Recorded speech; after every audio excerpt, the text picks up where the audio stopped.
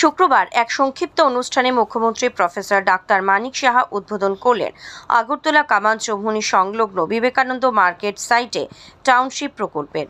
মুখ্যমন্ত্রী ছাড়াও অনুষ্ঠানে উপস্থিত ছিলেন মেয়র দীপক মজুমদার, পৌর নিগমের কমিশনার ডিকে চাকমা সহ অন্যান্যরা। প্রসঙ্গত, এই প্রকল্পটি 2020 সালের ডিসেম্বরে হাতে নেওয়া হয়েছিল। কোভিড-19 সমস্যার কারণে প্রকল্পটি বিলম্বিত হয়েছিল। প্রকল্পটি সম্পন্ন হওয়ার ফলে গ্রাহকদের মধ্যে ফ্ল্যাট বিতরণ করা হচ্ছে। এই প্রকল্পে মোট 48টি ফ্ল্যাট নির্মাণ করা হয়েছে।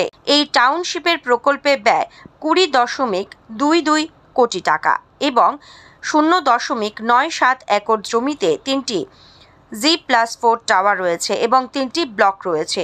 HIG, MIG এবং LIG গাড়ি প্যাকিং সুবিধা সহ প্রদান করা হয়েছে। 24/7 সিসিটিভি নজরদারি, নিরাপত্তা ব্যবস্থা, পাওয়ার ব্যাকআপের জন্য ডিজি সেটও ব্যবস্থা করা হয়েছে। ইতিমধ্যে 48টি ফ্ল্যাটের সবকটি গ্রাহকরা বুক করে ফেলেছে।